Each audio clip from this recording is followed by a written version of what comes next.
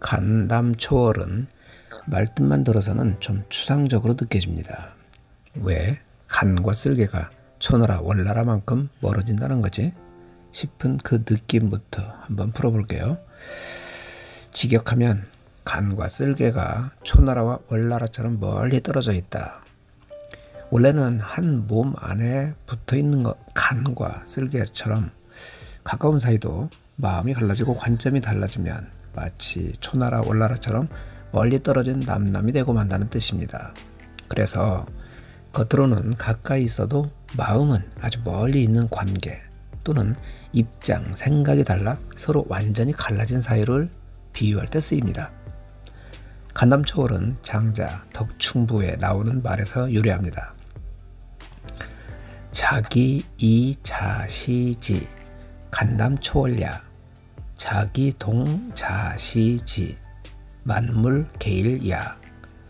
서로 다르다는 쪽에서 보면 간과 쓸개 같은 것도 초나라와 월나라처럼 멀게 보이고, 서로 같다는 쪽에서 보면 이 세상 만물은 다 하나다. 장자는 이렇게 말합니다. 네가 다른 점만 보고 있으면 원래는 아주 가까운 것도 마음속에선 초월만큼 남남처럼 느껴질 수 있다. 반대로 공통점을 보고 있으면 온 세상이 하나로도 보인다. 여기에서 간담초월이라는 사자성어가 나온 겁니다. 이제 여러분이 좋아하시는 옛날 이야기 형식으로 눈앞에 있는데도 멀어져 버린 사이를 그려보겠습니다. 한 집에 사는 두 형제 이야기입니다. 옛날 어느 마을에 같은 집에서 자라는 두 형제가 살고 있었습니다. 형은 어릴 적부터 집안이 화목해야 한다며 부지런히 일하고 부모님을 섬기고, 동생은 내 인생은 내가 즐겁게 사는 거야 하며 자기 하고 싶은 것만 하는 성격이었습니다. 젊었을 땐 둘이 붙어 다니며 노래도 같이 나가고 장에도 같이 가고 밤이면 이불 속에서 수다를 떨면서 웃음이 떠나질 않았습니다. 사람들이 말하길 저 집 형제는 간과 쓸개처럼 한 몸이야 라고 부를 정도였습니다. 그런데 세월이 흐르면서 형은 농사일로 집안을 일으켜 보려고 애쓰고, 동생은 마을 사람들과 어울려 노름과 술에 점점 빠져들어가기 시작했습니다. 어느 날 형이 말했습니다. 아우야, 이제 조금 줄이고 부모님도 모시고 집안도 돌보자. 그러자 동생은 퉁명스럽게 말했습니다. 형, 인생은 한 번뿐이야. 난 형처럼 그렇게 답답하게 못 살아. 난 내 갈 길을 갈 거야. 그 뒤로 같은 마당을 쓰고 같은 밥상에서 밥을 먹으면서도 형은 동생이 들어오는 발소리만 들려도 가슴이 쿡쿡 아팠고, 동생은 형의 한숨 소리만 들려도 괜히 더 반항하고 싶어졌습니다.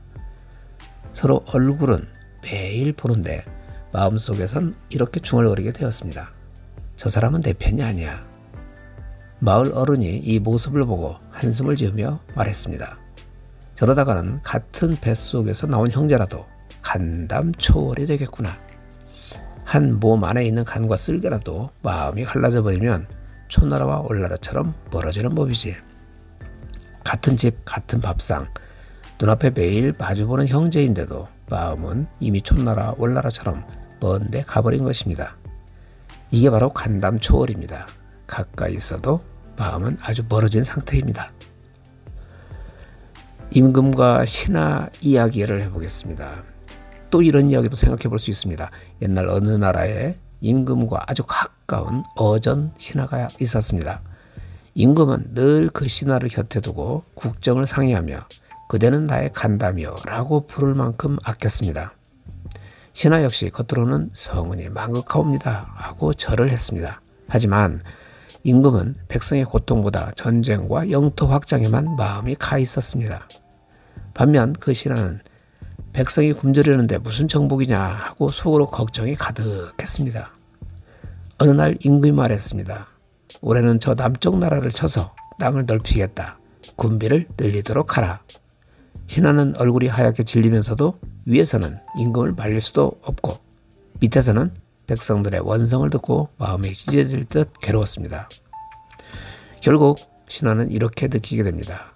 나는 임금님 곁에 서 있으나 마음은 백성과 함께 있다. 이처럼 마음이 다르니 우리가 비록 한 궁궐 안에 있어도 실은 초나라 월나라만큼 멀구나. 이 상황 역시 간담 초월입니다. 자리는 가깝지만 마음과 지향은 전혀 다른 것을 보고 있는 사이입니다. 옛날 이야기만이 아니라 오늘 우리 일상에서도 간담 초월은 자주 나타납니다. 부부 사이의 간담 초월 사례입니다. 같은 집에서 같은 침대를 쓰고 자는데도 한 사람은 함께 대화하고 함께 걸어가고 싶은 마음이고 다른 사람은 각자 알아서 살자, 간섭하지 마 라고 생각한다면 눈앞에 앉아 있어도 마음은 몇 나라 건너편에 있는 것처럼 느껴집니다. 우리가 같이 밥은 먹지만 마음은 간담 초월이야 라고 표현할 수 있겠습니다. 직장 동료 사이의 간담 초월 사례입니다. 책상은 붙어 있고 메일도 같이 돌고 회의도 같이 하지만 한 사람은 팀의 목표를 생각하는데 다른 사람은 자기 실적과 승진만 생각한다면 같은 프로젝트를 하면서도 서로를 다른 나라 사람처럼 느끼게 됩니다.